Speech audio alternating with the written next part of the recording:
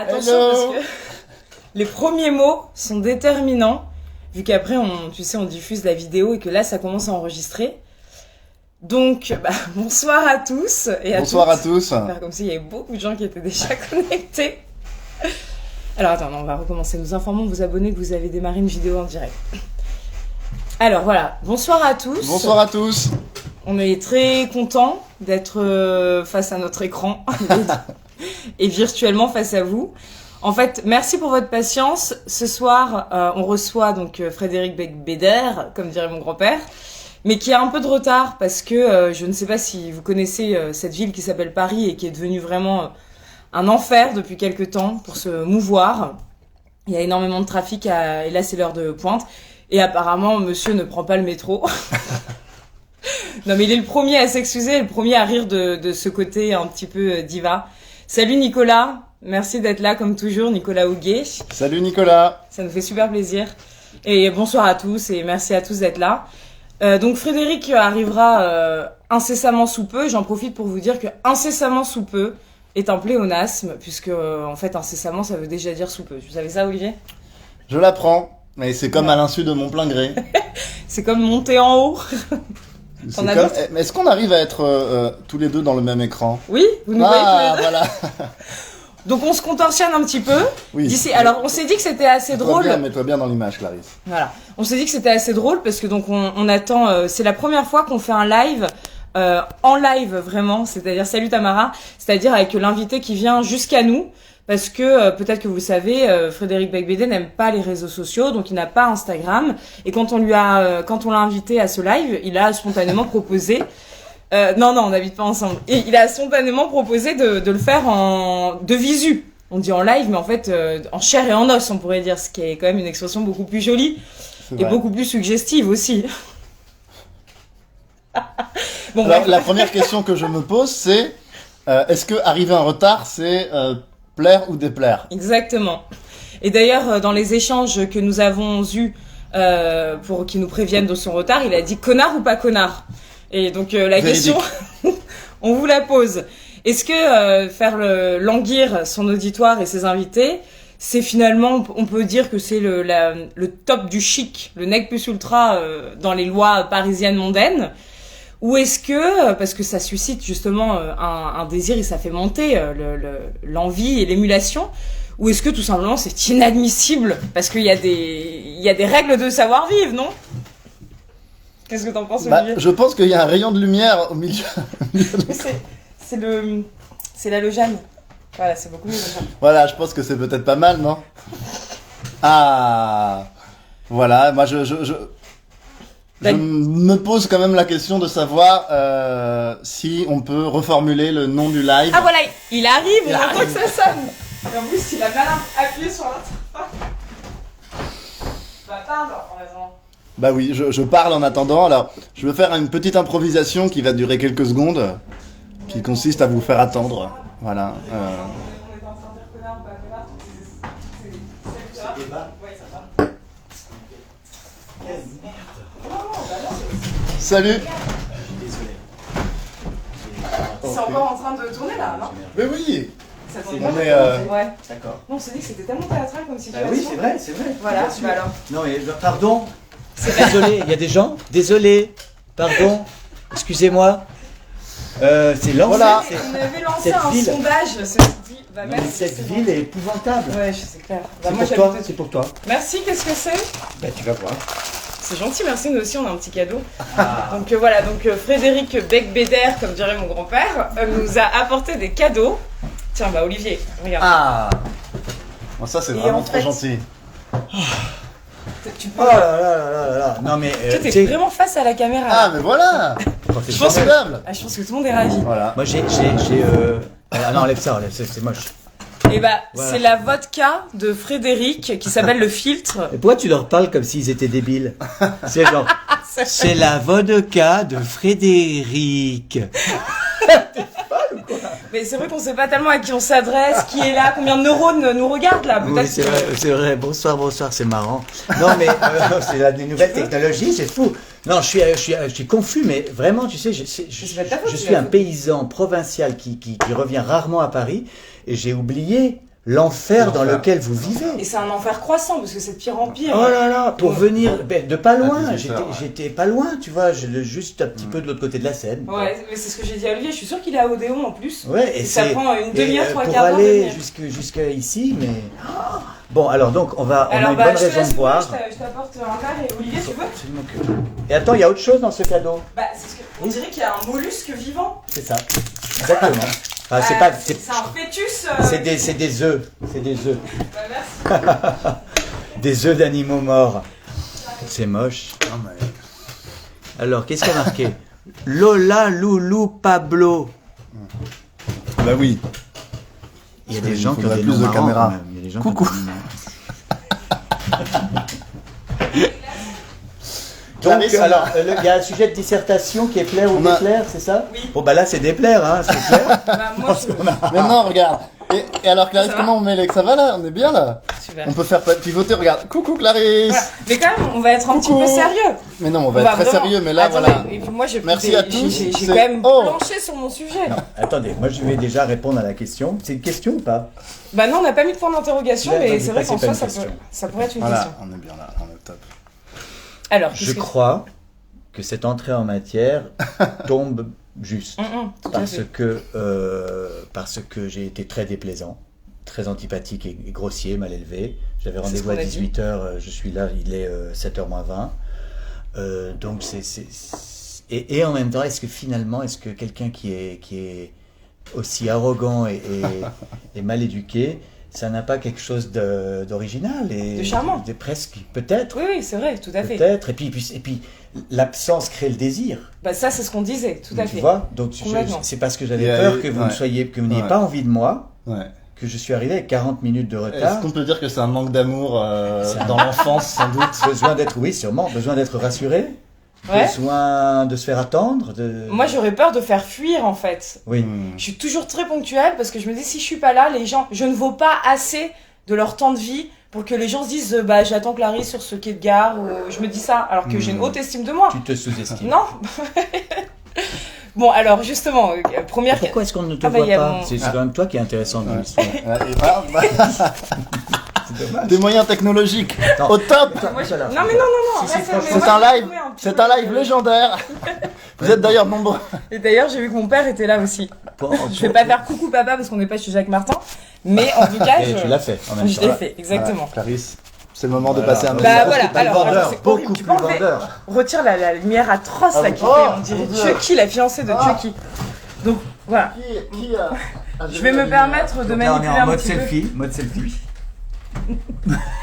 La première, exactement. La première première question, en fait, c'était, puisqu'on est quand même, dans la causerie, on s'intéresse un petit peu à l'écriture et à la littérature. On a pas l'air comme ça, mais Et on n'a pas l'air, en effet, mais si. Et la première question que je me demandais, c'est est-ce qu'on écrit pour se plaire déjà? Est-ce que c'est, voilà, est-ce que toi, quand tu écris, Frédéric, tu as le souci de te plaire avant d'avoir le souci de plaire à une quelconque audience? Je ne sais pas si... Parce que dans l'idée de plaire, il y a une idée... c'est une question très perverse, de séduction. Ouais. Et on est dans une époque où la séduction est une industrie. Et donc, je me méfie de ça. L'idée d'épater, de séduire, de draguer le lecteur ou soi-même est un peu dégueulasse, à vrai dire. Non, mais on peut, je pense que Baudelaire a tout dit. Bien sûr, le mauvais goût, c'est le plaisir aristocratique de déplaire. Tout est dit en quelques mots. C'est-à-dire que on aime arriver 40 minutes en retard parce que c'est du très mauvais goût. Mais le mauvais goût a quelque chose d'aristocratique, comme l'art. L'art n'est pas, contrairement à ce qu'on entend beaucoup, n'est pas quelque chose de démocratique. C'est une injustice. C'est une élite de gens qui ont du talent et une majorité de gens qui sont cons. Et donc l'écriture, j'essaie de me rattraper parce que c'est ce que je viens de dire, c'est pas du tout agréable. Mais l'écriture, oui, alors c'est donc le plaisir aristocratique de déplaire. Il y a un mot important, c'est plaisir. Et donc moi, je cherche ça quand je travaille. Je cherche à me faire plaisir assez égoïstement. Je cherche un plaisir de la forme, du style, regarder ma page à la fin de mon travail en me disant, là j'ai fait quelque chose, j'ai fait un artisanat façonné et j'ai pas content de moi, mais j'aime ça. Je pense que le plaisir est une notion très importante. Je me permets de dans l'écriture. Ouais, voilà, merci très beaucoup. important. Voilà. Et justement, dans ça paraît un petit peu mécanique comme ça de se filmer, mais parce qu'on voit les personnes qui interviennent. Donc là, tu évoques l'artisanat et on en a souvent parlé dans la causerie. On pense vraiment qu'écrire, il y a un certain pourcentage de grâce et de fulgurance, mais surtout de labeur, de continuité, de persévérance, d'endurance. Si tu es d'accord oui, avec, oui, je suis avec d'accord. Oui, mais il faut que ça soit pas une souffrance, parce que là aussi,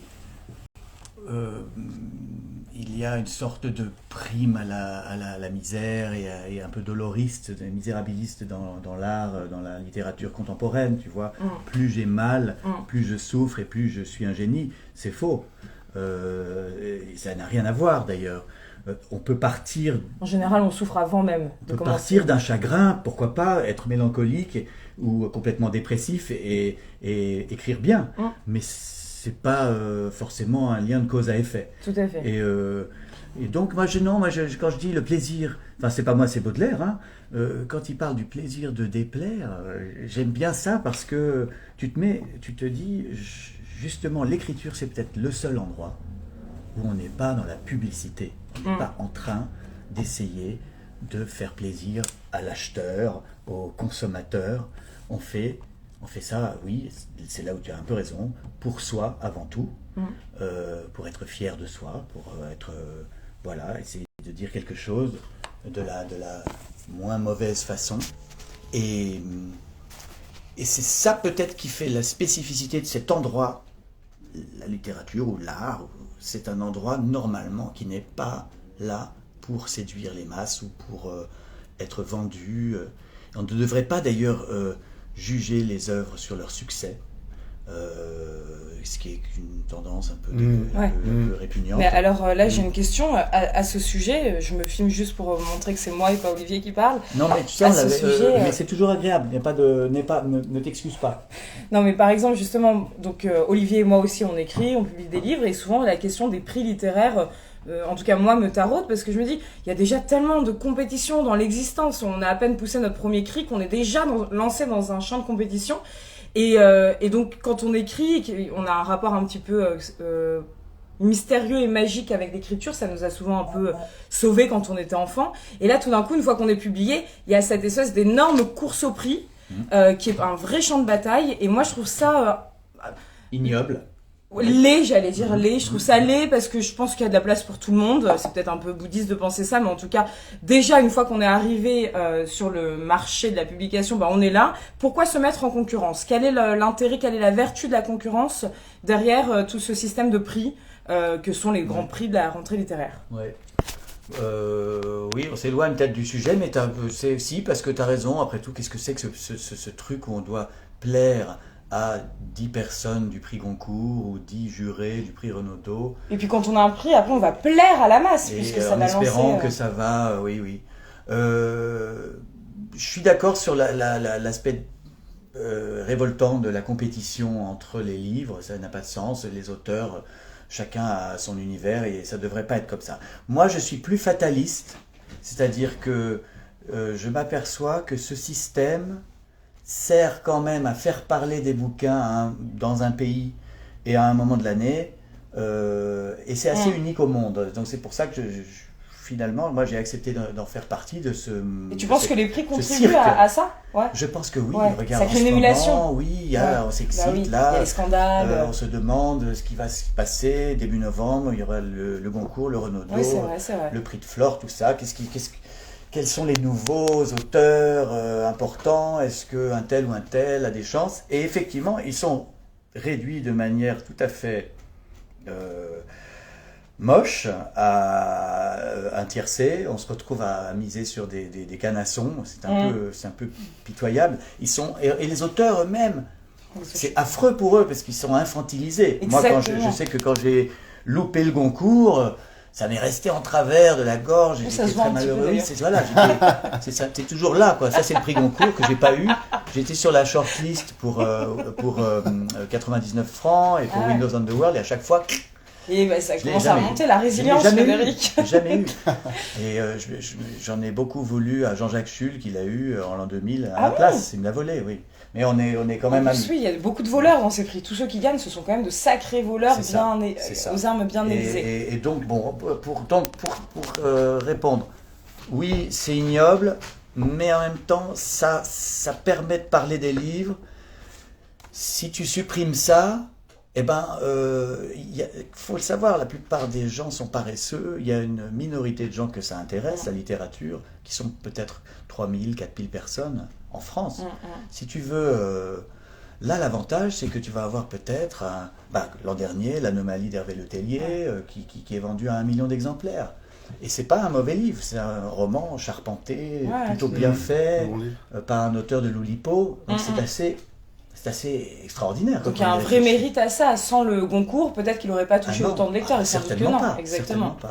Et puisque tu parlais, et là j'adresse la question aussi bien à Frédéric qu'à Olivier, on parlait d'artisanat et je me demandais, est-ce que dans l'artisanat, il n'y a pas aussi, souvent on entend parler de la petite boîte à recettes, les petites stratégies, quand on sent par exemple, quand on a un succès littéraire, ce qui est ton cas Frédéric, est-ce qu'on n'a pas envie ou tendance à Répéter. vouloir, oui, à se dire je tiens les clés du succès, j'ai vu un peu comment ça fonctionnait et maintenant je vais me plier à ça. Est-ce qu'il n'y a pas de ce qu'on appelle des stratégies commerciales ou de marketing qui permettent de plaire, mais peut-être qui ont d'autres défauts, c'est-à-dire qui sapent un peu l'authenticité, la sincérité de la démarche d'écriture.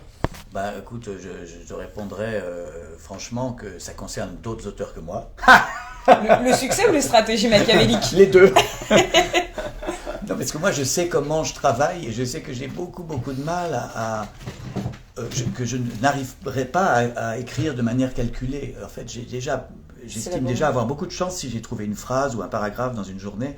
Et c'est tellement difficile que je me vois mal réfléchir à quelque chose qui pourrait plaire. Mais l'effet que tu veux susciter chez tes lecteurs, est-ce que tu l'as en arrière-fond quand tu écris, de vouloir soit justement plaire ou déplaire, ce qui est la même chose en fait, puisque c'est le même travail, c'est de vouloir susciter un effet. Je dirais, cyniquement, il m'est arrivé d'apprécier le scandale, la provocation, et je trouve que dans la littérature, c'est un carburant, c'est quelque chose qui est pas inintéressant, se servir de ça et flirter avec les limites. En d'autres termes, rajouter de la drogue et des putes dans un roman, par exemple, mais ça peut être plein d'autres choses. Aller vers des sujets qui fâchent, qui gênent, qui dérangent, voilà. Ça, c'est vrai que c'est quelque chose qui m'intéresse, mais est-ce que je le fais pour plaire ou déplaire? Je ne sais pas.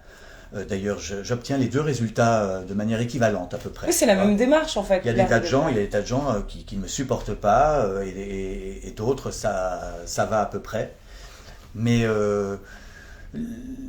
ce qui me débecte un peu, c'est qu'il y a beaucoup de livres dont on sent effectivement qu'ils sont formatés. Je pense par exemple à la littérature feel good qui prétend soigner le lecteur et qu'il aille mieux à la fin du livre qu'au début. Ou tu sens quand même qu'il existe pas mal de littérature. D'ailleurs, peut-on utiliser ce mot? Disons des livres qui sont là pour plaire, qui sont clairement là pour traiter des sujets du moment, des petites angoisses, des petits de façon démagogique, quoi. Voilà. Alors tu parles de marketing, je trouve que le vrai mot, c'est démagogie. C'est assez débectant quand tu lis un livre et que tu vois que l'auteur cherche à tout prix à dire exactement ce qu'il faut pour être dans l'air du temps, et ça m'agace beaucoup. Là, je suis en train de lire le dernier roman de Patrick Modiano, sans doute un des plus grands écrivains vivants français, et c'est tout l'inverse. C'est exactement tout l'inverse. J'allais en parler tout à l'heure. Je suis en train de lire ça et je me dis, mais comment fait-il depuis tant d'années pour répéter toujours la même histoire, aller dans les mêmes lieux, les mêmes endroits, avec ses obsessions complètement maladives? Les fantômes. C'est hyper angoissant, c'est hyper poétique. Il a créé quelque chose, un univers à lui, qui n'est absolument pas tourné vers la séduction du Exactement. lecteur, absolument pas. Ouais, tout Il à parle fait. de choses sans aucun intérêt, si on y réfléchit. Voilà, une petite maison dans la vallée de Chevreuse, où il était enfant pendant quelques mois, avec son frère, et il revient, et revient, et revient sur ça. Donc, c'est la preuve, mais il y avait d'autres preuves, Marcel Proust notamment, que la haute littérature, c'est le contraire de Le plaire. souci de plaire. Bien tout à sûr, fait. il ne faut pas du tout ce souci de plaire. Je suis tout à fait d'accord. Je ne sais pas ce que non, cherche Modiano d'ailleurs, je ne sais même pas. Je crois qu'il cherche à retrouver une émotion au milieu du brouillard de la complètement. mémoire. Quoi. C'est vrai, tout à fait. Il cherche, voilà, pourquoi Bah, est-ce que je m'intéresse à ce lieu? Et puis, c'est justement, c'est ce que j'avais noté, et c'est pas tant le souci de plaire que de restituer la mémoire de ceux que tout le monde a oubliés, sauf lui, et c'est de plaire à ceux qui sont morts, en fait, à ses chers disparus. Oui. S'il devait plaire à quelqu'un, ça pourrait être chiant, ça pourrait nous emmerder. Oui, bah après, c'est le talent, la grâce. Et c'est ça qui est... Je pense aussi qu'il cherche une forme correspondant à cette dissipation d'un brouillard du souvenir et l'évanescence un peu de... Et du coup, tout ce qu'il arrive à sortir de ce brouillard, très peu de choses, devient complètement étincelant et tout d'un coup merveilleux. Mais en même temps, moi, ça m'angoisse beaucoup. Je me dis que cet homme va très très mal en réalité. Je crois qu'il est très seul. Bah, en tout cas, il pourrait absolument pas être à ta place ce soir parce qu'il préférerait mourir que d'aligner 3 mois à la télévision, ce qui le rend justement touchant. Il le fait, hein, il est allé chez Bunel, hein, je crois. Oui. Là, voilà. C'est vrai qu'il le fait, mais en tout cas, il n'a pas le souci de plaire médiatiquement et Non, bien sûr. il maîtrise pas son aura. Ah, c'est intéressant. Alors à ce moment-là, pardon, tu voulais peut-être non, dire mais quelque chose. Mais Oh, le débat va s'orienter dans une direction imprévue qui n'est pas intéressante. J'essaierai de m'en rappeler. Qui n'est pas inintéressante ou parler, qui n'est pas intéressante? Qui est intéressante, mais qui est peut-être Super. pas ce qu'on voulait dire au départ. Non, mais très bien, digressons de toute façon, puisque c'est aussi dans ces flux et reflux. Je sais pas du tout le mot que je voulais dire. Mais... Et alors, Olivier, qu'est-ce que tu penses de tout ça, de Modiano, de l'art de plaire? C'est vrai qu'on a envie de penser que c'est bien de plaire ou de déplaire et que comme disait Oscar Wilde, du moment en substance, du moment qu'on parle de nous, que ce soit en bien ou en mal, c'est bien. Mais en fait, c'est vrai que je pense quand on cherche l'émotion, quand on cherche l'émotion tout court, et souvent j'ai des comédiens ou des comédiennes qui m'ont dit ça, que finalement c'est pas provoquer l'effet de chercher à plaire effectivement, mais que l'émotion viendra si on cherche à être tout simplement, oui. et en étant on peut toucher ou non, mais je pense que ça s'apprend. Moi, je pense que quand j'ai vraiment écrit mes premiers textes, effectivement, j'en faisais des tonnes. Alors, c'était pas forcément plaire, mais c'était exister. Ouais, c'était impressionner en fait. C'était impressionner. T'impressionner toi-même peut-être au départ. Aussi, ouais, en faisant des grandes phrases, en étant très lyrique, en utilisant des mots très diaprés, très drapés comme ça. Et puis après, au fur et à mesure, je me dis en fait, c'est peut-être plus intéressant d'être imparfait, de faire ce qu'on peut avec sa propre sa propre cam, son propre truc, et s'approcher de soi, et finalement c'est là que j'ai commencé à avoir plus de lecteurs aussi, parce que peut-être ça me ressemblait davantage. Enfin, du coup, je pense il y a aussi un travail, il y a une sorte d'apprentissage d'être soi. Et je voulais te poser une question, Frédéric. Effectivement, moi je trouve que justement, j'ai lu avec beaucoup de bonheur ton dernier roman, dernier livre, dont la couverture est un smiley. Et effectivement, j'ai pris ce livre, et là justement j'ai vécu ce piège-là. Bah oui, mais je trouve que c'est très bien. Voilà, c'est-à-dire que avec la couverture, on se dit oui, effectivement, ça va nous faire rire, ça va nous provoquer quelque chose. Et en fait, moi, ce qui m'a touché dans ce livre, c'est que justement, il y a énormément d'autodérision et finalement, moi, je trouve ce livre très très honnête. C'est-à-dire qu'il y a une sorte d'émotion qui vient avec le rire, et c'est assez indissoluble d'ailleurs, parce qu'on sent que tu exprimes une vision du monde qui est la tienne, qui ne cherche, oui, ni à plaire ni à déplaire, qui te situe simplement Oui. avec ton impossibilité à accepter certaines choses, l'étroitesse que tu sens à certains endroits, etc. Mais du coup, j'ai beaucoup été touché par ce roman parce que justement j'avais l'impression qu'il ne cherchait ni à plaire ni à déplaire, mais simplement à s'affranchir de cette approbation permanente que nous, en tant qu'auteurs, je crois, on a toujours la tentation d'aller chercher, quoi. Par les thèmes, par le nez, et en fait, c'est un danger, clairement. Alors, es-tu un affranchi, Frédéric, es-tu un affranchi de ce souci de plaire, qui d'ailleurs concerne pas que les écrivains, c'est une question existentielle, plaire ou déplaire, on veut plaire pour exister et qu'on nous oublie pas. Es-tu affranchi aujourd'hui, maintenant, en tant qu'écrivain, de cette question-là? Alors, bien sûr que non, parce que quelqu'un qui dirait oui, je ne cherche jamais à plaire serait un menteur. On est tous plus ou moins des comédiens, des acteurs dans une société et on a un peu une préférence pour être aimé qu'être haï. Bon, donc ce serait hypocrite de dire que je m'en fous, mais je pense que tout le travail d'une vie, c'est d'arriver à se débarrasser de cette folie de vouloir séduire tout le temps. Et tu as très bien parlé du phénomène des acteurs. On conseille aux acteurs d'être le plus eux-mêmes et naturels dans la situation anormale qu'est la leur. Et évidemment pas de faire des claquettes pour attirer l'attention. Et c'est aussi valable pour l'écriture. Il me semble que j'avais aussi, moi, ce problème dans mes premiers romans. Beaucoup de jeux de mots, beaucoup d'aphorismes, de pirouettes pour se faire mousser, pour meubler le vide aussi, démontrer, regardez comme vous trouvez pas quand même que je devrais écrire des livres?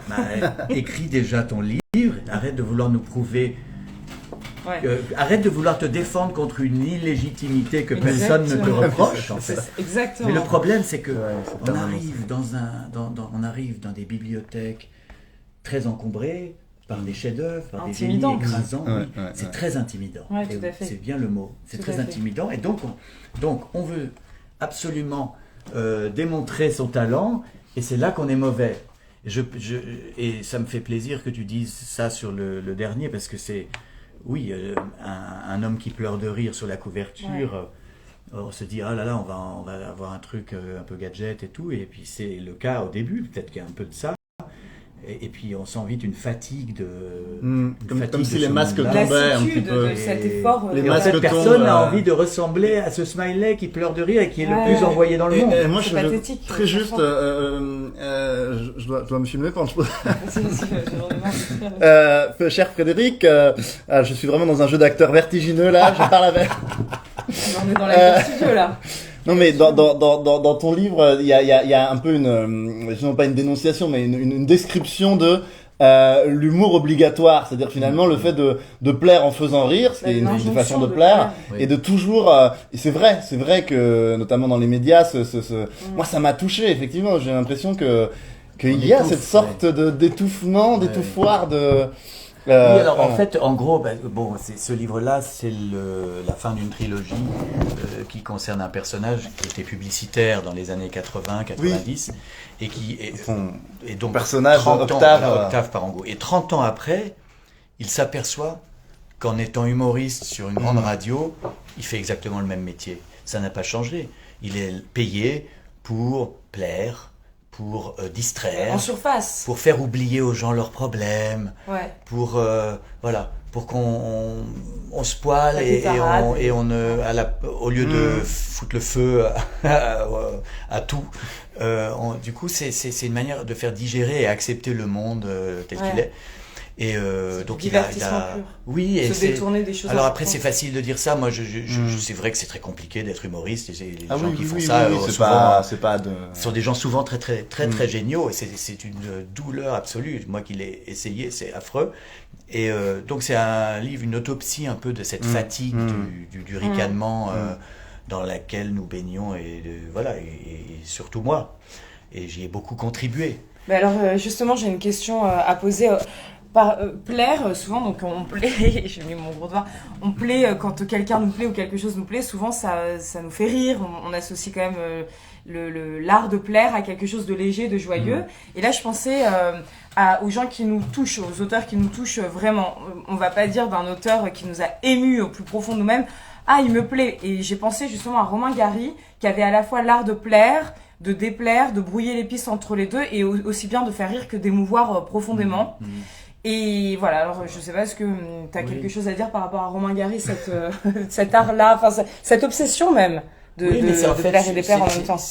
En réalité, je pense qu'il se débarrasse des deux et échappe à la question. Ouais. Par la sincérité, par un goût pour les émotions. Le rire est une émotion. Les larmes, pour moi... écrire une page satirique, rigolote, très méchante, c'est très bien. Et puis juste après, si tu fais un chapitre mélancolique, calme, tranquille, c'est une respiration aussi. Et je pense qu'il faut qu'il y ait tout ça dans un roman. Ouais. Si un livre est que une suite de vannes, c'est illisible, c'est insupportable. Oui, tout à fait. Mais oui, Gary, peut-être, c'est l'inverse de Modiano d'une certaine manière, parce qu'il a instrumentaliser sa vie peut-être inconsciemment de sorte à ce qu'elle soit flamboyante, colorée, toujours possiblement sur le devant de la scène, en étant ambassadeur, pilote, et en même temps au fond de lui sans doute qui partageait la même faille un peu existentielle qui pousse à prendre un beau matin et ne jamais le quitter sa plume et écrire. Mais je pense que pour moi, son meilleur livre, c'est La promesse de l'aube, et c'est celui où il cherche le moins à plaire. C'est celui où il est vraiment complètement authentique et où il expose son humanité, tout simplement. Et moi, je trouve que le but de l'art, c'est d'arriver à se débarrasser de ce fardeau de vouloir, vouloir être aimé, quoi, en fait. C'est pas, on n'est pas là pour on n'est pas, candidat, effectivement, dans un hit parade. On n'est pas là pour recevoir une médaille. On est là pour quoi, alors c'est bien de savoir... Parvenir à réduire la distance entre ce bordel qu'il y a dans notre crâne et le langage. Et le langage, c'est quoi ? C'est la passerelle vers les autres, le cœur des autres. Oui, si tu veux, oui, c'est ça. C'est comment est-ce qu'on arrive à transformer en une suite de mots c'est de l'alchimie. Ce malaise existentiel, arriver à le clarifier par les mots, tout simplement. Moi, je pense que c'est ça, si jamais la littérature sert à un truc, ce qui n'est pas sûr, ça pourrait être ça. Et quand un livre est vraiment réussi, et tu sens que l'auteur est vraiment présent, tu entends sa voix, tu sens qu'il y a un être humain qui est avec toi. Mais dans cette définition-là, on pourrait se passer de la publication. Une fois que tu as écrit, que c'est devenu du langage, qu'est-ce qui pousse à faire en sorte que ce qu'on a réussi à matérialiser en mots, en plus on a envie de le partager et de le diffuser pour aider les autres, comme nous, ça nous a aidés? Non, moi je vois pas ça, parce que je pense que à ce moment-là, tu prends un Xanax, tu vois, t'as pas besoin.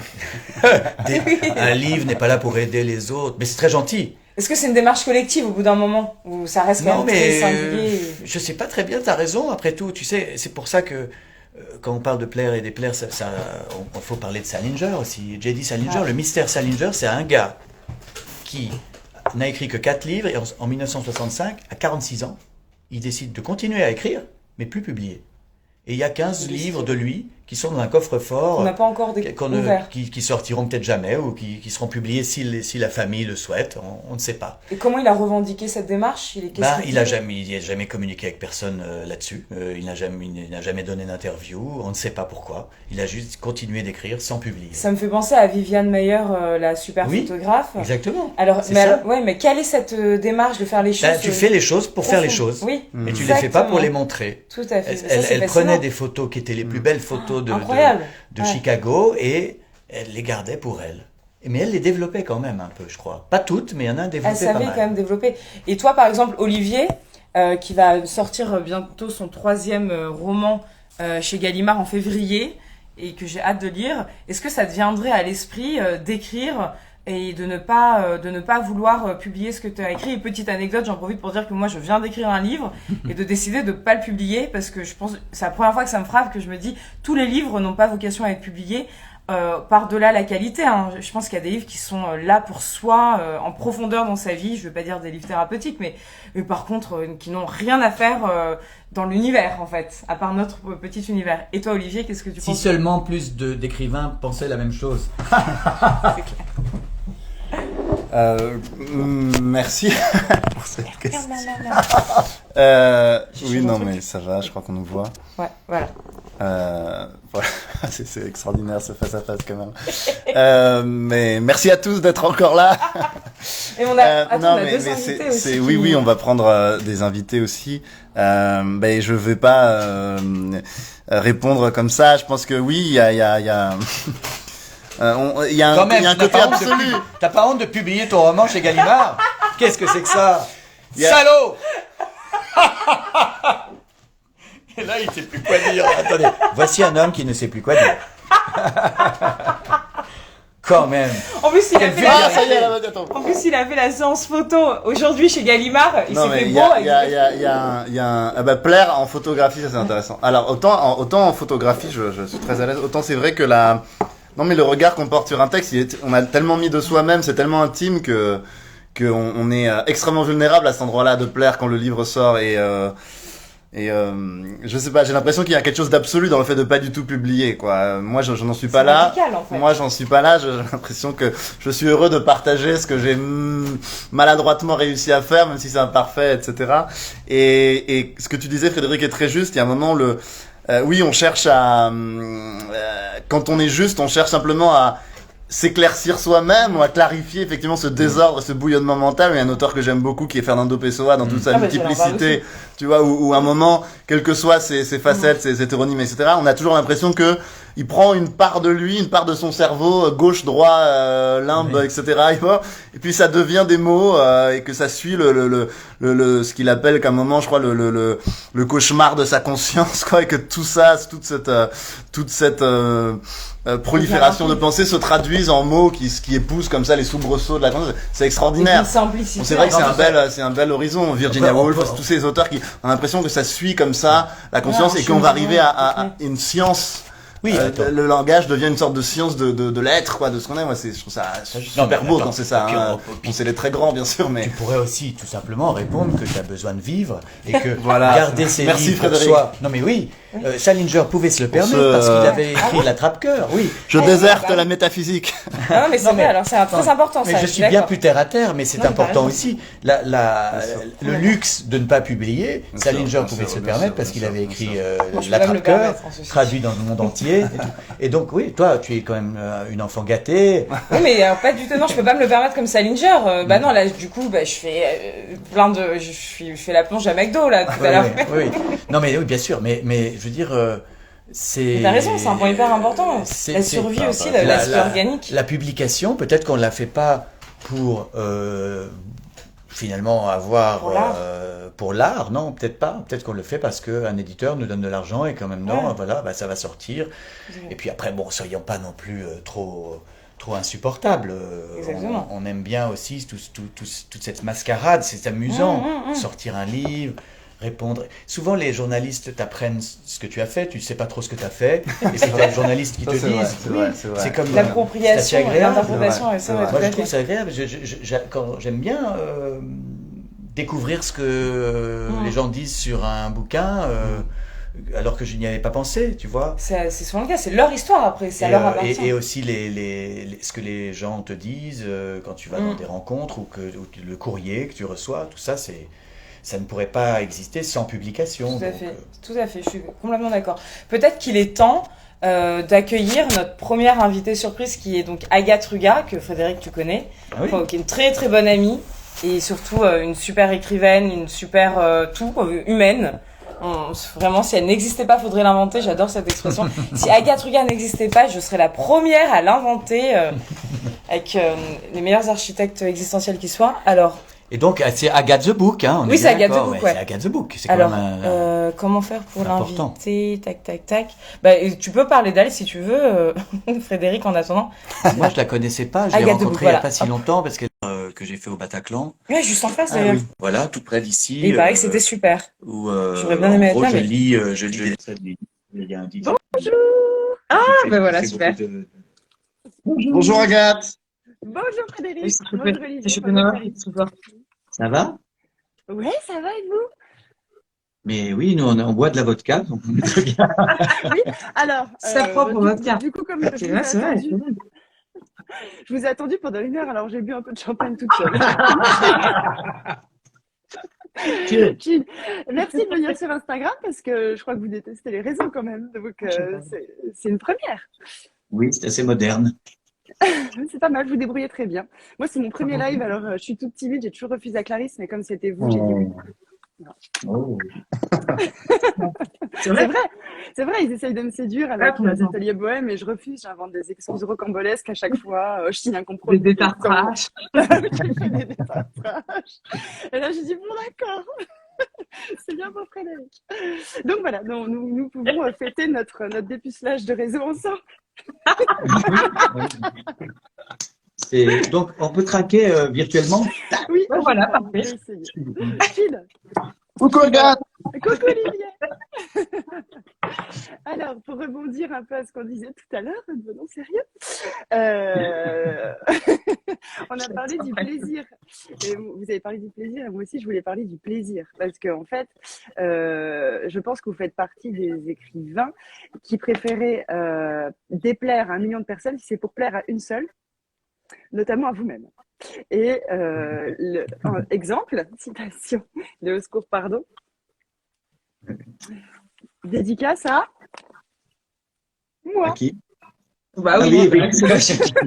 Un Modiano. Ah bah dis donc, on a des connaissances qu'on ne soupçonnait pas. Bon, À moi, et ça c'est génial. Il n'y a que vous qui pouvez faire ça. Donc, on n'a pas vu. Ça doit rester une affaire secrète, tout ça. de quoi, Clarisse? Non, à moi, j'ai dédié à moi-même. Ah, Elle a rien compris. oui, j'ai un Vous lui donnez un recommence. verre de vodka.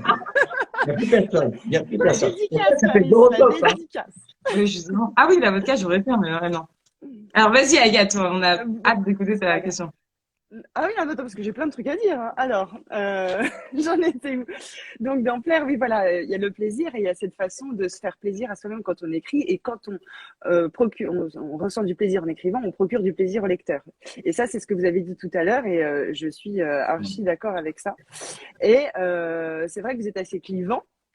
Et il y a un autre commentaire d'un journaliste, Jérôme Leroy, qui dit « Comment peut-on être à la fois aussi détestable et aussi doué ?» En parlant de vous. Je ne sais pas. Je ne sais pas. Que dire là-dessus? Il n'y a pas de mystère, il n'y a pas de recette. Non, je ne sais pas. Non, mais ça, c'est oui. Ça les C'est agace. compliqué de ces commenter journalistes. les commentaires. Mais Bah, c'est la définition de notre époque. Hein. de commenter les commentaires, Oui. oui, c'est ça, oui. C'est ça les réseaux sociaux. On commente les commentaires. Et c'est ça. Et en rebondissant sur les réseaux sociaux, je pense que l'époque aujourd'hui veut pas qu'on plaise, mais elle a peur surtout de déplaire. En fait, on est dans la peur de déplaire en permanence. On essaie Ou de dans la plaire, peur on de ne essaie pas juste- exister, peut-être aussi. Voilà. Ben, on a juste D'être, peur de passer inaperçu plutôt. Oui. Oui. C'est surtout, on va essayer de lisser tout ça, même en littérature. Mhm. On parlait de feel good tout à l'heure. On va essayer de tout être un petit peu sans plaire ni déplaire. Moi, je trouve qu'on est sur une tendance comme ça à dire le but, c'est de pas déplaire. En fait, c'est de vendre le plus, de froisser le moins de monde, de marketer les livres, les maisons d'édition et les formats, comme on disait tout à l'heure, à fond, pour déplaire le moins possible. Et je pense qu'il faut se battre quand on a un écrivain clivant pour garder cette espèce de goût de la provocation, goût du scandale, ou envie de Tout déplaire. simplement, non, mais C'est dur de déplaire. de dire ce qu'on pense ou ce qu'on veut sans se poser de questions, à vrai dire. Moi, c'est pour ça que je ne suis pas sur les réseaux sociaux, parce que je suis trop fragile et susceptible, à vrai dire. Si j'y étais, je recevrais tellement de tonnes Bien sûr. d'injures que je serais C'est traumatisé. s'exposer, bien sûr. Donc, je préfère ne pas y être et faire ce que je veux et Tout à fait, je et comprends. me foutre de tout.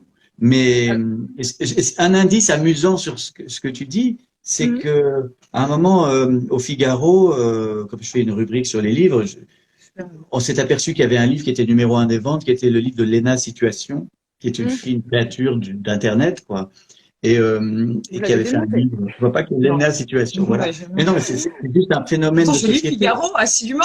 Non, mais c'est un phénomène de société. C'est Et c'est juste drôle d'en parler sur les réseaux sociaux, quoi.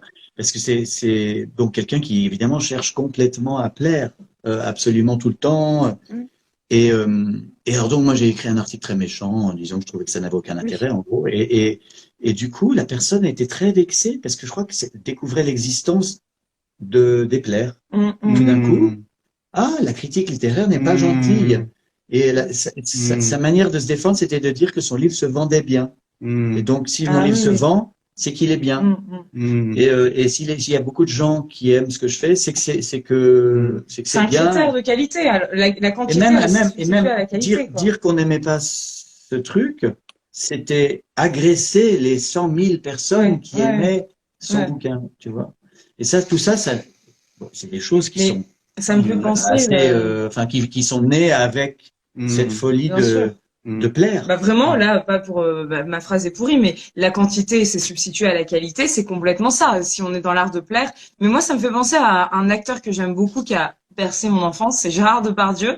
Et quand quand je préparais là de mon côté cette causerie, c'est horrible, on voit que mes dents. Cette causerie, c'est pas mal. T'as des belles dents du bonheur.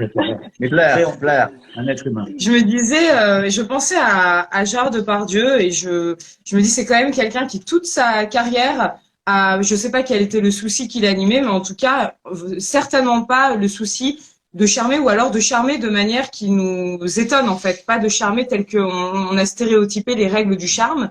Et je pense que c'est quelqu'un qui a la finesse de savoir bien s'entourer avec des partenaires avec qui il sait que les projets vont être menés dans un, je sais pas, Moki quand il était vivant ou plein de personnes avec qui il sait que ça fonctionne. Mais par contre, qui tire une certaine jouissance du fait de déplaire. La jouissance de déplaire, je trouve qu'elle est très agréable à observer. Quand je vois Gérard Depardieu, je me dis, ça doit être incroyable j'aimerais bien être dans sa peau comme ça, là, de faire 200 kilos, de déplaire avec une voix de ténor, et puis finalement de continuer son bonhomme de chemin magistralement. Oui. Voilà. Qu'est-ce que vous en pensez? On pourrait dire la même chose sur Michel Houellebecq. Exactement. Michel, je pensais, il ne donne plus d'interviews parce que ça le saoule. Il sait qu'à chaque fois qu'il ouvre sa gueule, il va avoir tellement de gens qui vont être choqués, scandalisés par ses propos. Comment osez-vous? Et donc, du coup, maintenant, il refuse de parler aux médias. Et il n'est évidemment pas sur les réseaux sociaux. Mais je pense que c'est pour ça qu'il plaît. Oui, exactement. Mais parce qu'il s'en fout de plaire. Voilà. Et donc là, on arrive à la notion de détachement que je trouve vraiment géniale. Ça me fait penser à la chanson de Gainsbourg, c'est un aquaboniste. Voilà, le côté, oh bah quoi, bon, moi je suis détaché de tout ça. Peut-être que c'est très orgueilleux, c'est une manière de dire, moi je l'évite un petit peu au-dessus de toutes ces considérations qui fait que vous écharpez vous autres humains. Et moi je suis au-dessus de tout ça. Mais c'est peut-être aussi une forme de réel affranchissement, de sagesse, peut-être d'ataraxie même, de se dire on doit exister, on doit se frayer un chemin, chacun son tour sur cette terre, mais je vais pas me contorsionner pour plaire parce que ça me coûterait plus que ça ne m'apporterait. Et j'ajouterais, c'est pas la peine de perdre trop son temps, sans mépris, aucun mépris pour les réseaux sociaux et les millions de gens qui nous regardent, mais il est vrai que la littérature, comment dire, c'est faire confiance à ce qu'on écrit. Ouais, donc, pourquoi passer son temps ensuite à aller l'expliquer à tout le monde et en disant, s'il vous plaît, achetez mon livre. Tu fais confiance à ton travail, tu as écrit quelque chose, et ensuite, tu disparais.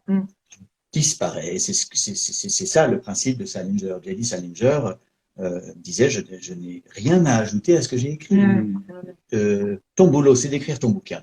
Après, les gens reçoivent, ils aiment pas.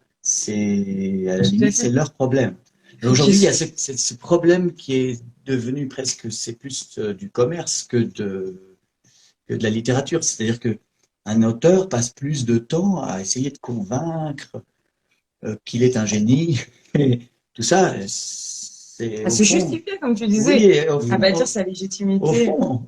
Et en plus, ça marche pas, ça nous intéresse pas tellement. Et c'est pas parce que quelqu'un va passer son temps à dire s'il vous plaît, lisez mon livre que ça va se vendre. Pas forcément. Olivier, alors Agathe, tu peux rebondir quand tu veux, et peut-être qu'Olivier aussi veut dire quelque chose. Oui, oui, c'est Olivier, vas-y, je t'en prie. Moi, je suis avec vous, je suis bien. non, mais c'est très juste de parvenir à cette libération qui est de ne pas chercher oui, encore une fois, l'approbation hors de soi et être satisfait de son travail. Alors ensuite, je pense que ça, c'est un horizon qui est justement difficile à atteindre parce qu'on va vouloir, je crois, toujours oui, on peut retomber dans cette sorte de. Je crois qu'il y a un rapport avec l'enfance aussi, sans tomber dans la psychanalyse. Et on est des enfants blessés, enfin en tout cas moi. Donc j'ai l'impression qu'il y a toujours cette idée que je m'accroche au regard des autres. Et c'est le regard des autres qui me conforte et qui me fait exister pleinement, qui me rétablit, qui me répare. Et du coup, on entre toujours dans cette spirale qui fait que ce ne sera jamais complètement. On n'atteindra jamais complètement ce détachement. Mais c'est dans ce travail qu'on vit, quoi. Et je rejoins ce qu'il y a. Mais attention, moi, je suis premier à me vautrer dans les médias depuis 30 ans. Hein. Je ne mets pas en pratique ce que je recommande. J'ai de l'admiration pour Houellebecq, Salinger et aussi Milan Kundera, par exemple, parce que ce sont les écrivains qui ont le plus confiance en leur boulot. Et seulement leur boulot. Le reste ne leur appartient plus, ils laissent les gens se débrouiller avec ça. Mais je n'en suis pas là, moi non plus. J'ai évidemment un numéro de claquette très au point. Et ben voilà.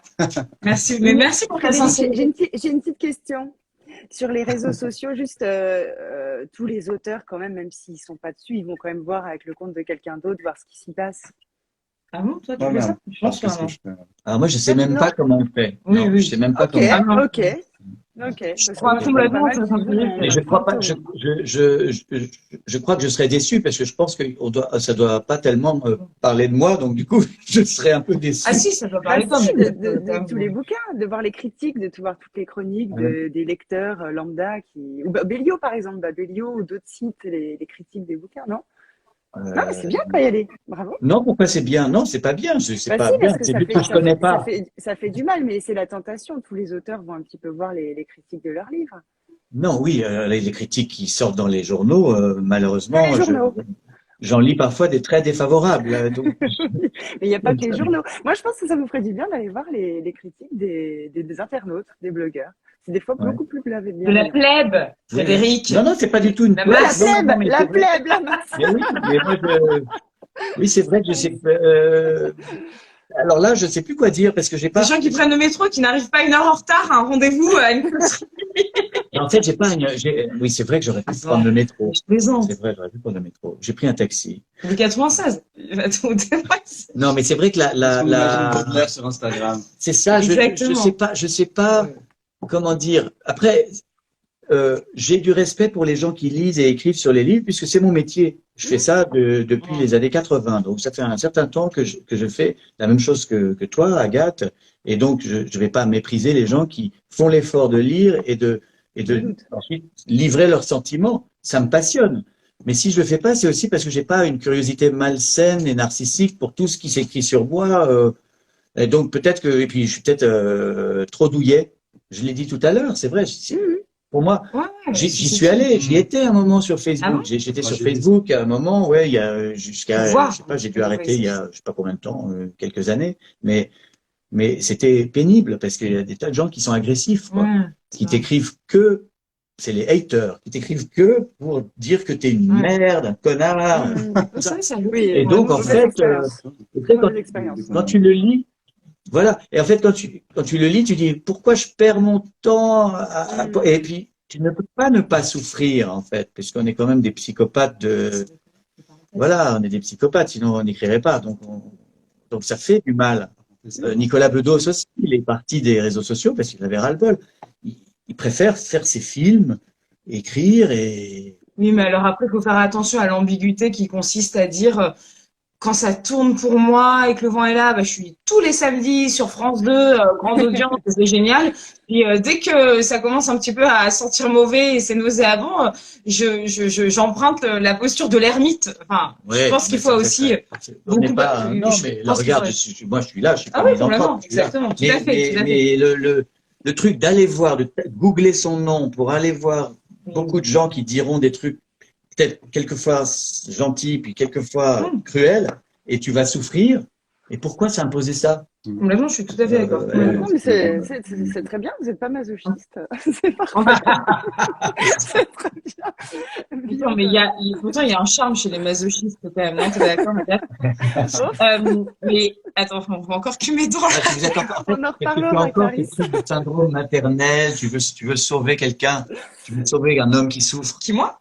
C'est ça, Ah, non? pas du tout, Aimer non, les non. mecs Moi, masochistes. je veux qu'ils périssent tous. Ceux qui souffrent et ceux qui ont. Non, pas du tout, non. C'est plutôt ça. On pourrait faire une cause sur les hommes quand même, parce que j'y ai pensé, je me suis dit, il y a l'homme qui aimait les femmes de Truffaut, mais il n'y a pas eu encore la femme qui aimait les hommes. Peut-être que ce serait éculé, mais Ça ça fait fait un super titre. mais je veux faire, je veux C'est le un faire. super titre. Je veux faire la femme qui aimait les hommes. Ah, Et avec la même- projet. et avec- Attends. C'est important ça, parce qu'en ce moment, il y a beaucoup de femmes qui n'aiment pas les hommes. Ouais. Donc, si tu faisais la femme qui aime les hommes, ou qui aimait les Ouais. hommes à l'imparfait, Moi, ça j'ai- serait un titre qui serait presque un tournant de société. Mais il est presque écrit, le livre. Hein. Ah oui, vas-y. Ah. Ah oui, mais ne le dis pas trop, dépose-le. Bon, bah voilà, le titre est déposé hein, et le concept aussi. Bravo. Et Agathe, merci beaucoup. Attends, Et on va Olivier? filmer. Attends, on est pour 10 minutes. Ok. Alors, vas-y. J'avais un Pas de petit jeu, problème. mais c'est rapide. On le fait vraiment en mode plaire ou déplaire, parce qu'il faut quand même une réponse à ce débat. J'avais envie d'avoir une réponse. Oui. Donc, on va sortir tous les livres de Frédéric. Et Ah. Frédéric, vous allez dire plaire ou déplaire à chaque livre. En gros, est-ce que vous l'avez Ah, écrit est-ce pour que plaire ou l'intention est-ce qu'il a était- plu Est-ce qu'il a plu ou est-ce qu'il n'a pas plu? Ou est-ce que l'intention était de plaire?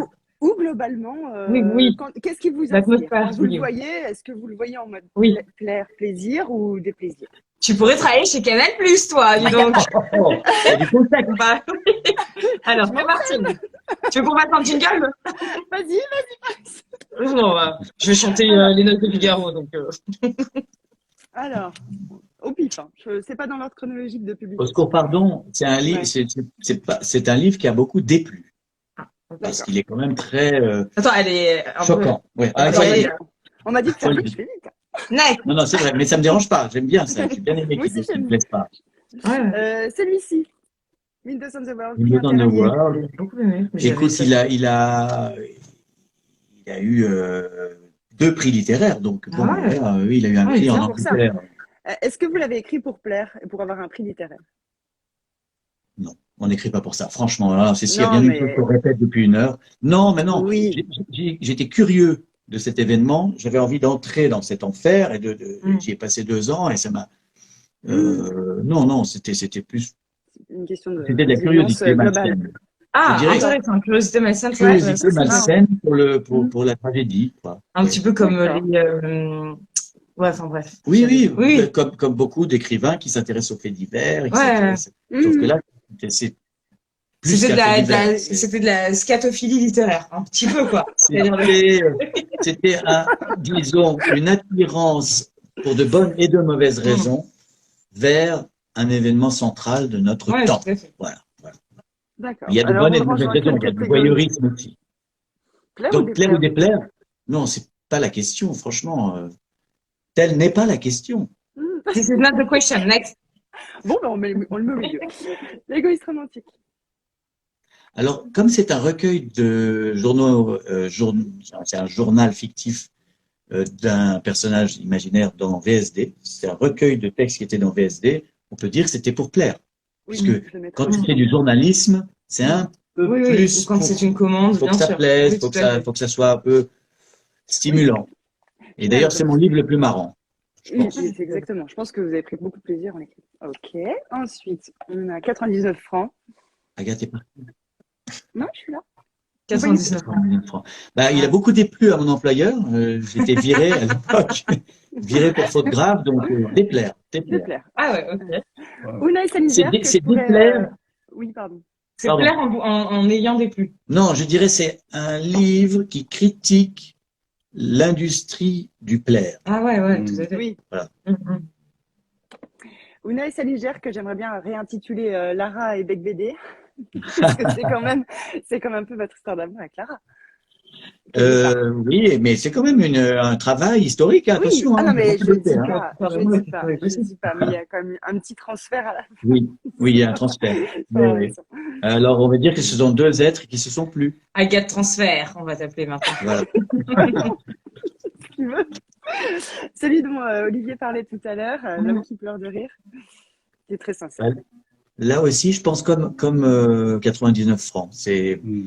C'est essayer, c'est peut-être déplaire, par exemple déplaire à France Inter, mais déplaire Difficile. tout en analysant cette folie du plaire, de cette envie de plaire qu'il y a dans les médias. Et voilà, cette course à La frénésie de la drague, en fait. frénésie de la séduction permanente et du gag, de transformer le monde entier en blague. Ouais, tout à fait. Tout à fait. Complètement. Pour le mec, 99 francs, déplaire. Ouais. L'amour dure 3 ans. Mon préféré. Ah oui, parce que c'est plus court. Elle arrange que l'amour dure 3 ans, Agathe. Non, parce que la conclusion, c'est que non, on espère toujours, même si ça dure que 3 ans, que ça durera plus. Non, Oui. magnifique. Écoute, bah, c'est comme c'est un roman d'amour, plaire. Alors oui, c'est des gens qui, oui. Il y a plaire et il y a se lasser aussi. C'est aussi un livre sur le désamour. Ouais. C'est vrai. On va quand même le mettre dans une catégorie. La vie sans fin. Oui, alors là, Est-ce que vous avez ressenti du plaisir en l'écrivant? Parce que c'était quand même très pointu hein, sur oui. la médecine, etc. Oui, oui. Oui. Alors après, c'est vrai que la retranscription des entretiens avec les grands scientifiques sur la génétique, c'est peut-être bon, aujourd'hui, on peut dire que c'est pas des passages qui sont les plus plaisants. Non, mais c'est les poussé. plus séduisants. Mais c'est poussé. C'est un livre, c'est très bizarre. C'est vraiment une enquête sur le sujet qui, juste après, s'est mis à passionner le monde entier, qui est la médecine, quoi. Qui est comment. C'était très avant-gardiste. Juste 2 ans avant le Covid. C'est très bizarre. Il y avait cette obsession sur la mort. Bah, les gens étaient quand même hypochondriaques depuis des décennies, mais peut-être qu'ils ne pouvaient pas le dire, en fait. C'est un livre sur comment ne pas mourir. Oh, c'est beau ça, comment ne pas mourir. Ouais. Exactement. La dernière fois, pour dire que ouais, la dernière fois, dans un bar, je parlais de la mort avec un inconnu, il m'a fait, je dois y aller, mais ne lâche pas la mort, ne lâche pas la mort. C'est incroyable. Alors non seulement ça va être un titre, en plus, comment tu peux regarder quelqu'un dans les yeux en disant, il m'a pas demandé mon 06, il m'a dit, toi, tu ne lâches pas la mort, hein. D'accord, bah, je lui dois ça. En fait, là, on est donc chez une meuf qui va dans des bars pour parler de la mort à des inconnus. C'est sa passion. Elle va dans des bars. Bonjour, monsieur. Que pensez-vous de la mort? Faut la lier, quoi. Pour avoir fait plusieurs bars avec Clarisse, c'est quand même sa passion de parler aux inconnus et de parler de la mort, de l'amour, de la haine. Parler de la mort aux inconnus. Mais de la mort aux inconnus, c'est un bon titre aussi. De la mort aux inconnus. Ah oui. C'est super. Bon, il faut que j'arrête avec les titres parce que je vais plus écrire de livres après. Je vais écrire un livre que de titres. Bon, bah. On le met où celui-là? Plaire ou déplaire? Alors, écoute, c'est pas c'est pas mon grand tube, hein, donc tu peux le mettre dans déplaire. Hein. Ok. Ouais. Allez, vacances dans le coma. Il y en a plein. Ouais, il y en a plein. Oui, il y en a encore pour une demi-heure. Hein. Attends, je vais vraiment faire. Je suis désolée. Vacances dans le coma. Chez l'Observatoire. Tiens, Vacances dans le coma. Tu sais, j'ai publié ce livre en 1994 dans l'indifférence générale, hein, vraiment. Hein, donc déplaire. Ouais. Et moi, je le trouve très rigolo et. Oui, il est marrant. Ça me plaît. Ça me plaît parce que, à ma connaissance, c'est le premier roman qui se passe intégralement dans une boîte de nuit. Et il y a eu Je sors ce soir après de Guillaume Dustan, mais moi c'était 1994, c'était avant. Et donc je suis fier de ça, mais tout le monde s'en foutait à l'époque. Ouais, non, je sais pas, moi j'ai un beau souvenir. Bon, je suis pas objective. Un roman français, alors il a fait la guerre, il y a même une dédicace des Caves du Roi. Oh 2000, la sortie, hein, livre sur la place. Donc, d'accord. 2009. Ouais. C'est un tournant quand même dans votre carrière, un peu. Oui, puis c'est le plus sincère. Oui. Plus sincère. J'arrête justement, comme on en parlait tout à l'heure, de faire, comment dire, de chercher à plaire. C'est un livre qui ne cherche pas à plaire. Tout d'un coup, je dis, en fait, je suis pas si intéressant que ça. Ouais, mais c'était quand même un des livres les plus aboutis jusque-là. Enfin, il y avait vraiment Je sais pas. une boucle entre le début et la fin, le paysage, enfin, tout était, Hmm. c'était un vrai roman. On Pour n'a moi, pas le c'est le vrai. recul, enfin, Ouais. franchement, on n'a pas le Mm, recul pour savoir, mais c'est. mm. En tout cas, il vous a fait du plaire. Euh, j'ai- il a plu assez largement, et souvent, les gens que je croise me disent que c'est leur préféré. Mm, Donc peut-être que Claire, mm. Ouais, je suis on d'accord. va le mettre dans la pile. Et puis après, j'ai des petits essais, des gros essais. On peut peut-être tous les mettre dans une catégorie pour faire vite, parce qu'après Clarisse va m'en vouloir. Et Mais puis, ça, c'est ça. Ah non, mais moi, je suis pas Oui, du mais genre là, en pressée, fait, hein. ça, c'est ah, mon ok. travail. C'est mon Oui, travail qui, quand je fais Agathe the Book, quoi. Je suis Agathe the Book, mais je suis Freddy the Book, quoi. Et ben voilà, tout à l'heure, on a dit en attendant Fredo. Voilà. C'est vrai. ça me Voilà. va bien. Donc c'est la même chose. Je lis des livres, ça m'inspire quelques remarques, quelques trucs, et donc c'est ni plaire ni déplaire. C'est justement là où Ouais, d'accord, oui, j'essaie de c'est ça, je vois. chercher la Ouais, définition de qu'est-ce que c'est que ce qui m'attire dans la littérature. ouais. Et C'est souvent, marrant d'ailleurs parce qu'on en parle voilà. souvent. Bah, merci beaucoup, Agathe, et j'en Attends, profite parce que pour. du coup, je fais un petit quand même un petit retour. On a autant de déplaire que de plaire, que de neutre, que de plaire. Donc voilà, Ah bah voilà. Qu'est-ce que un t'en tires, profil toi, très comme. équilibré. Non, mais la question, c'est plutôt qu'est-ce que toi, t'en tires comme conclusion? Finalement, est-ce que tout ça ne s'annule pas? Est-ce que tout à l'heure, on a dit que la démarche de Oui, plaire et de déplaire, c'était c'est la une même. démarche C'est qui ça. consiste à dire, regardez, Je suis archi j'existe, en d'accord. fait. Je suis Mais archi moi, je d'accord avec pense vous. que de toute Ça façon, se. quand on s'adresse à un public, quand on fait quelque chose, enfin voilà, C'est on le parlait risque de de plaire soi, et il de y a déplaire à la fois. oui, si on pousse la démarche jusqu'au bout et qu'on dépend d'un un moment, on dépend de quelqu'un pour être diffusé. Personne n'est là. Ah ben je sais pas, c'est arrivé accidentellement. Moi j'étais tranquillement chez moi en train d'écrire, puis tout d'un coup, paf, partout à la Fnac.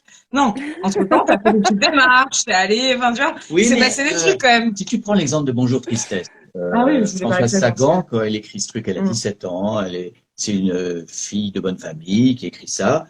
Elle ne pense pas à ce qui va se passer et tout d'un coup, ça lui tombe Mais dessus. comment? Vraiment, Entre ça lui le tombe dessus. je n'y pense pas, mais Voilà. tout d'un coup, Son éditeur a fait le travail qu'il fallait. mais elle est allée voir un éditeur, Oui, c'est toute oui, une bien sûr, démarche d'aller oui, voir un bien éditeur. Ça fait longtemps. Non, Pourtant. mais je dis pas, Tu l'as déjà publié.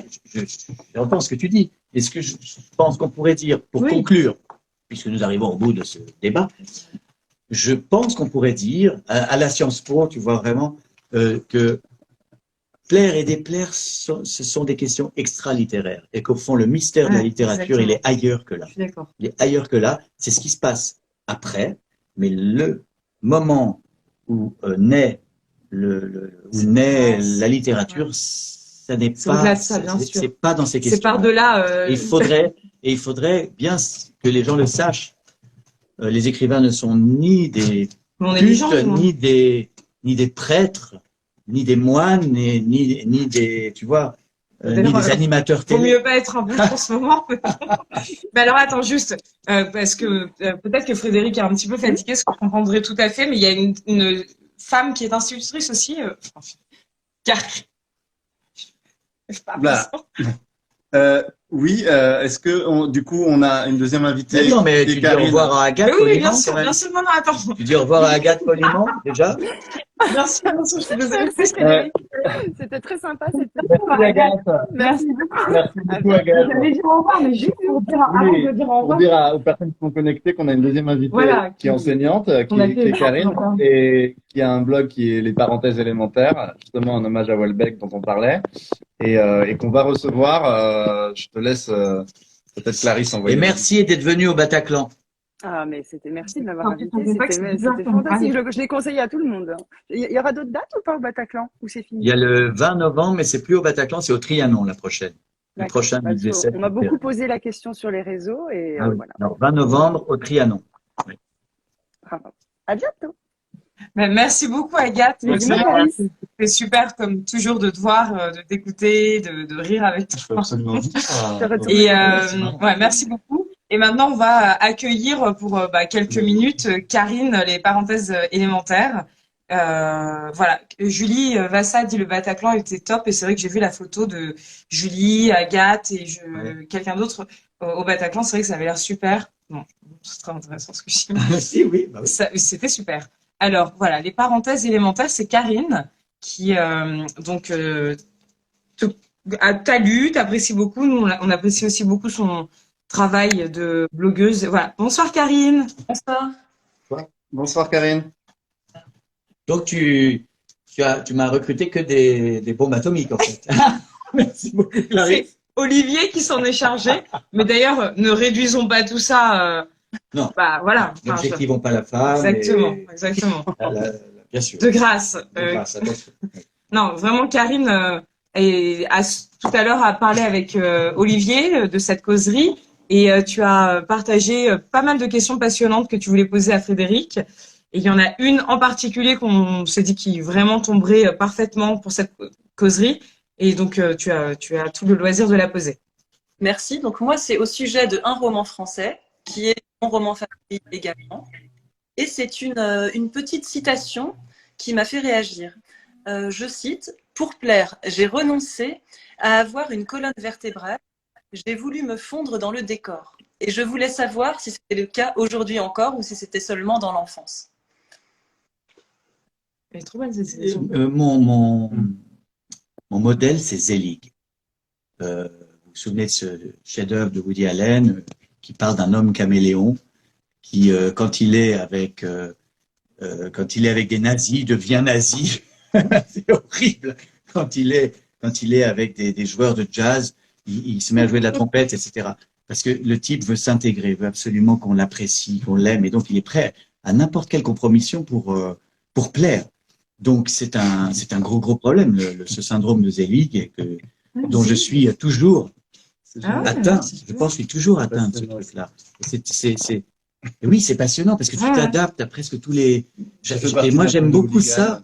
Presque, tu peux passer une soirée avec des hooligans, voilà, et tout d'un coup, tu vas être d'accord avec eux, et puis juste après, tu vois, enfin bref, bon, vous avez compris l'idée. Donc, j'essaie de guérir de ce syndrome. J'espère que en grandissant, je m'accepte tel que je suis. À l'adolescence, ça passe. Voilà. Mais pour être franc, regardez-moi. Vous voyez bien que je suis toujours un espèce d'histrion qui est là, qui voudrait que vous soyez content de ma réponse, quoi. Mais je suis satisfaite. C'est très bien. Réflexe dans voilà, je suis très satisfaite de cette réponse. Et est-ce que je peux faire une petite remarque sur la préface, justement, de Michel Houellebecq? J'ai trouvé que c'était très intéressant parce que, pour une fois, ce n'était pas une préface dithyrambique comme on le voit d'habitude. Et il a émis quelques bémols. À un moment, il dit il y a trop de personnages, j'ai moins aimé le passage sur la respiration, etc. Enfin, sur... J'en faisais un peu beaucoup, il faut dire. Je considérais que ma garde à vue de 36 heures, c'était l'affaire Dreyfus, quoi. J'en ai peut-être fait un peu beaucoup à l'époque. Voilà. Mais oui, c'est vrai. Et il a raison d'ailleurs parce qu'il parle du chapitre sur la généalogie de ma famille. Et il y a beaucoup de noms propres et on s'y retrouve plus. Mais c'est le cas de toutes les généalogies, malheureusement. C'est toujours un tout petit peu chiant, en fait, la généalogie. Ouais, c'est chiant, c'est nominatif et rébarbatif. Oui, voilà. Alors, mon grand-père maternel s'appelait comme ça, ma grand-mère paternelle et tout. Bon. Mais en même temps, ça permet de poser les choses au début du livre. C'est tout. Moi, c'était vraiment ce que je voulais partager avec vous ce soir. Je trouvais que c'était intéressant d'avoir déjà Michel Houellebecq qui écrit une préface et en plus d'avoir quelques bémols dès le début parce qu'on a déjà un avis sur le livre à venir qui, par ailleurs, était pour moi, mais c'est le livre que je recommande à tout le monde, notamment aux gens qui vous dénigrent, parce qu'à chaque fois que je dis que je vous idolâtre, donc je suis totalement subjective moi aussi, les gens il est insupportable. Il y a vraiment...